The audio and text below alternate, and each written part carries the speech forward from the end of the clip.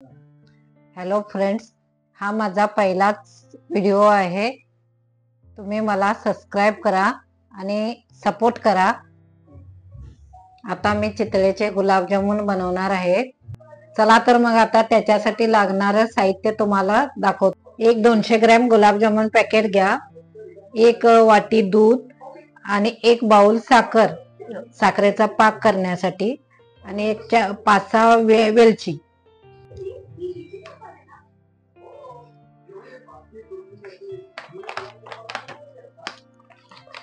मी हे पॅकेट मधलं पीठ काढून घेतलेलं आहे। ते मळण्यासाठी आता मी दूध घेत आहे। दुधाने पण करू शकताय, नाहीतर पाण्याने पण ते मळू शकताय। दोन्ही ह्याने केलं तरीही चालतंय।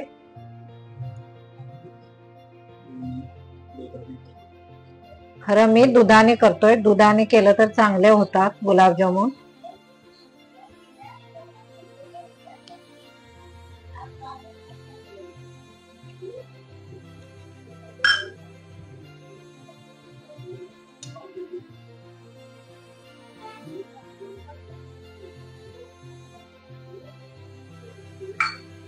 जास्त पण पातळ करून घ्यायचं नाही, थोडं घट्टच ठेवायचं पीठ, नाहीतर मग ते गोळ बनवायला येत नाही।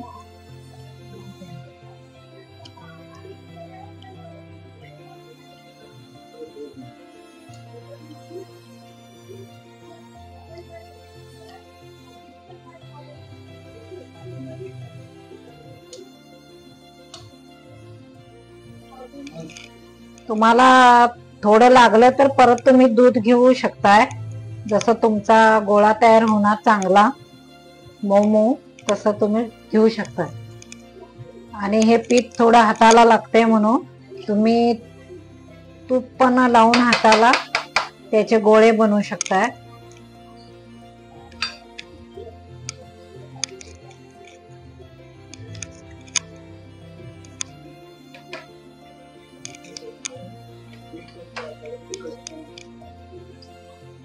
तुपामुळे पीठ हाताला चिकटत नाही, त्याच्यामुळे चांगले बनवायला येतात गुलाबजामुन।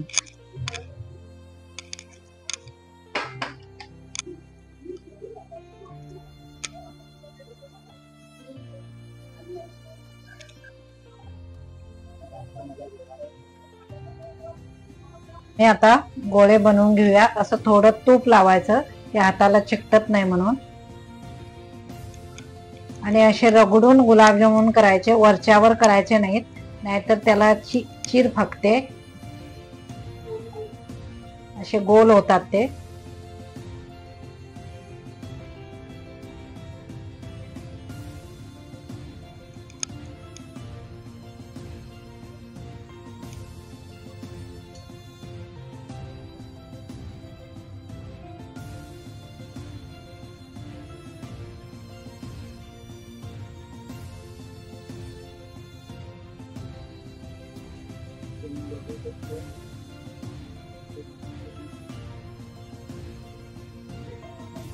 बघा आता मी बनवलेले गोळे कसे गोल गोल गोल मटोल झालेले आहेत।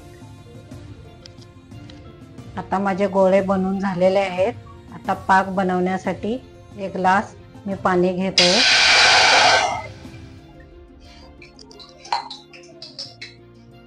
त्याच्यामध्ये 1 बाउल साखर घातलेली आहे।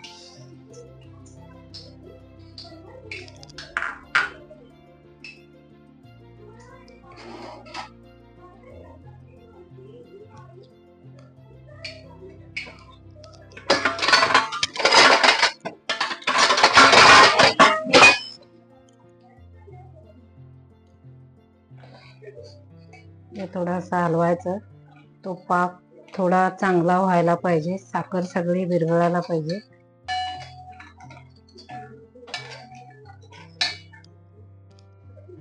आता माझा पाक झालेला आहे। थोडं असं बघायचं की त्याला थोडी जाळी धरते काय, जास्त पण हे करायचं नाही, चिकटपणा येतोय त्याला। आता माझा पाक तयार झालेला आहे। हा मी आता दुसऱ्या भांड्यामध्ये काढून घेत आहे।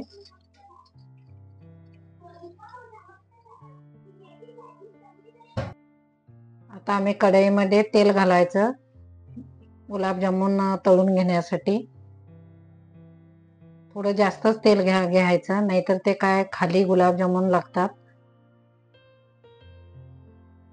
आता आम्ही थोडं तेल गरम होण्यासाठी थांबूया. आता माझे गोळे तेलामध्ये मी फ्राय करून घेत आहे. फास्ट गॅसवरती तळायचे नाही, थोडं मंद आचेवरती तळायचं,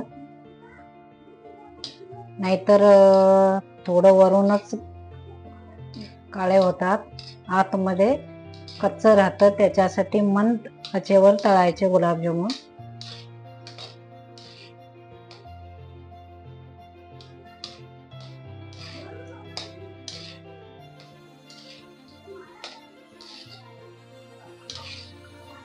आता तुम्ही बघू शकता कसा गुलाबजामुनला कलर आलेला आहे, लालसर असा. जास्त पण काळे करायचे नाहीत.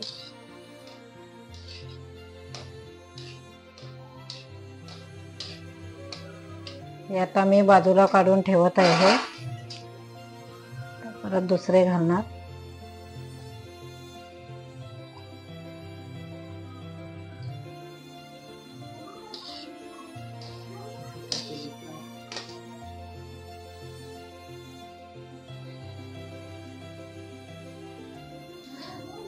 आता ते मी थोडा वेळ बाहेर काढून ठेवून नंतर मी पाकामध्ये घालणार आहे.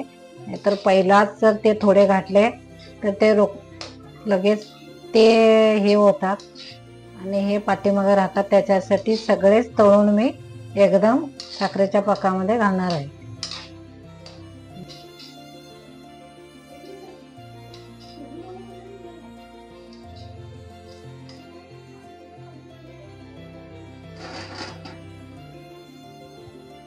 माझे गुलाबजामुन तळून झालेले आहेत, ते मी आता साखरेच्या पाकामध्ये घालत आहे.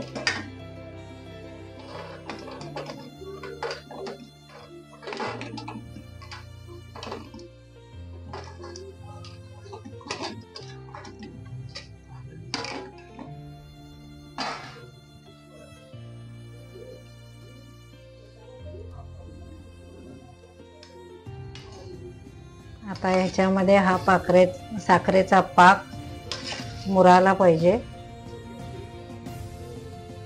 आता हे छोटे छोटे आहेत, परंतु तो साखरेचा पाक गेल्यानंतर ते मोठे होतात.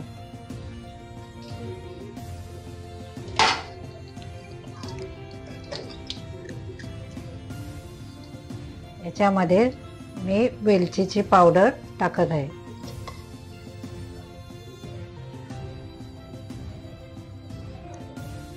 गुलाबजामुन छोटे होते, आता ते मोठे मोठे होत आहेत, ते तुम्ही बघू शकता.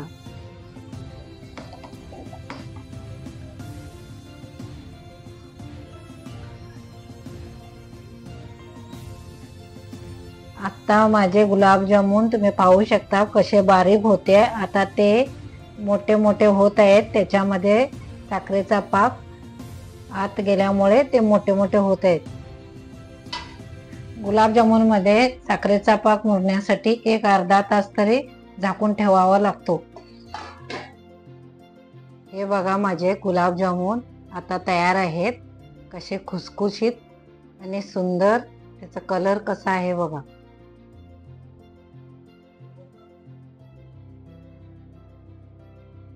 तुम्ही हा नक्कीच करून बघा आणि मला कमेंट मध्ये सांगा. तुम्हाला माझे जेवणाचे व्हिडिओ बघायचे असतील तर मला सबस्क्राईब करा आणि हा माझा व्हिडिओ तुम्हाला आवडला असेल तर मला लाईक करा आणि शेअर करा.